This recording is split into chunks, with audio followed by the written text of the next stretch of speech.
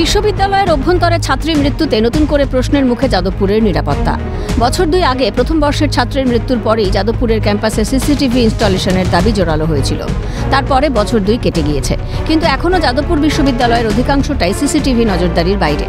এই অবস্থায় 11ই August EC meeting বা এক্সিকিউটিভ কাউন্সিল মিটিংয়ে যাদবপুরের মেইন এবং সল্টলেক ক্যাম্পাসে মিলিয়ে মোট 70টি সিসিটিভি বসানোর প্রস্তাব পেশ হয়। এর মধ্যে 50টি যাদবপুরের মেইন ক্যাম্পাসে এবং 20টি সল্টলেক ক্যাম্পাসের জন্য। খরচ 68 লক্ষ টাকা। আর্থিক অনুমোদনের জন্য কোটেশন পাঠানো হয়েছে উচ্চশিক্ষা দফতরে। ঘটনাচক্রে ওই দিনই যাদবপুরে রহস্য মৃত্যু হয় ইংরেজি সাহিত্যের 3য় বর্ষের ছাত্রী অনামিকা মণ্ডলের। এই অবস্থায় জুটার সাধারণ সম্পাদক পার্থপ্রতিম রায়ের মন্তব্য, অর্থের অভাবে আটকে রয়েছে ক্যাম্পাসে সিসিটিভি ইনস্টলেশনের কাজ।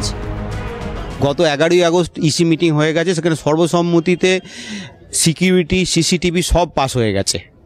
সুতরাং যারা বলছেন তারা হয় বিশ্ববিদ্যালয়ের জানেন না কিছু, অথবা বিশ্ববিদ্যালয় মিথ্যে কথা বলছেন। কারণ একেবারে বলছি মিথ্যে কথা বলছেন। কারণটা হচ্ছে ইসি সিদ্ধান্ত নিয়ে মানে হায়ার এডুকেশন ডিপার্টমেন্টের টাকার জন্য পাঠিয়ে দিয়েছে। হায়ার এডুকেশন ডিপার্টমেন্ট টাকা দেয়নি, দিচ্ছে না বলে হচ্ছে না।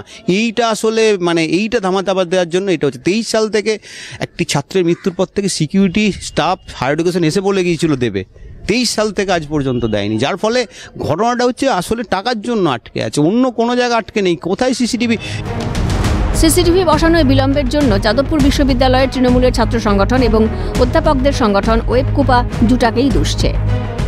গতকালকে দেখলাম বামপন্থী শিক্ষক সংগঠন ও সিসিটিভি কেন নেই, সরকার কেন এখন সরকারের ঘাড়ে ফেলে দিয়েছে, সরকার কেন টাকা দিচ্ছে না।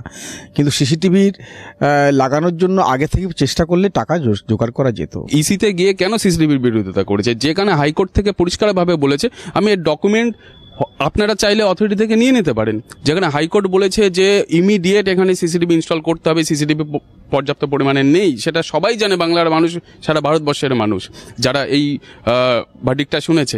তারপরে দাঁড়িয়ে ইসির মিটিংয়ে কেন জোটা সংগঠন থেকে কোথাও বলেছিল সেই সময় যে সিসিটিভি লাগানো হবে, তারা বিরোধিতা করে বলছে সিসিটিভি সমাধান নয়। যাদবপুরে সিসিটিভি ইনস্টলেশনের নতুন প্রস্তাব নিয়ে কিছুই জানা নেই বলে প্রথমে দাবি করেন রাজ্যের শিক্ষামন্ত্রী ব্রাত্য বসু। পরে দাবি করেন সিসিটিভি বসানোর অর্থ ইতিমধ্যেই বরাদ্দ হয়ে গিয়েছে, স্থায়ী উপাচার্য নিয়োগ হলে টাকা ছাড়বে উচ্চশিক্ষা দফতর। আমি জানি না মানে সে ওরা কি প্রস্তাব পাঠিয়েছেন আমার পক্ষে। এটা তো কোর্টের অর্ডার হয়েছে।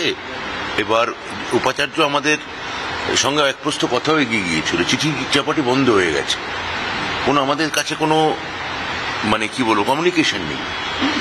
এখানে ব্যবস্থা যখন আমরা নেব, আমাদের ফিনান্স অলরেডি স্যাংশন করে দিয়েছে। উপাচার্য বসলেই আমার ধারণা কোর্ট যে অর্ডার দিয়েছেন সেগুলো আমরা মানে ফুলফিল করতে পারবো। যাদবপুরের নিরাপত্তায় সিসিটিভি ইনস্টলেশন নিরাপত্তা রক্ষী বৃদ্ধির মতো প্রয়োজনীয় এবং জরুরি প্রশ্ন উঠছে। যদিও যাদবপুর আছে যাদবপুরেই, বিশ্ববিদ্যালয়ের অন্দরে ঘুরে দেখা গেল সিসিটিভির বিরোধিতায় অনড় ছাত্র সংগঠনগুলি। পরিকাঠামোর দোহাই দিয়ে হ্যান্ডবিলের আকারে পোস্টার পড়েছে, পরিকাঠামো শুকিয়ে কাঠ। সিসিটিভি বসাতে 68 লাখ। ছাত্র সংগঠনগুলোর বিরোধিতায় স্পষ্ট, যাদবপুর বিশ্ববিদ্যালয়ের অন্দরে সিসিটিভি ইনস্টলেশন খুব একটা মসৃণ হবে না কর্তৃপক্ষের কাছে। শেষ পর্যন্ত কি যাদবপুরের অন্দরে সিসিটিভি বসাতে পারবে কর্তৃপক্ষ, নাকি পড়ুয়াদের চাপে ফের একবার নতি স্বীকার করতে হবে? ক্যামেরায় অপূর্ব দেবনাথ, জ্যাকি সিং এর সঙ্গে খালিদ জামাল ও সায়ন্তন ভট্টাচার্যের রিপোর্ট, ক্যালকাটা নিউজ।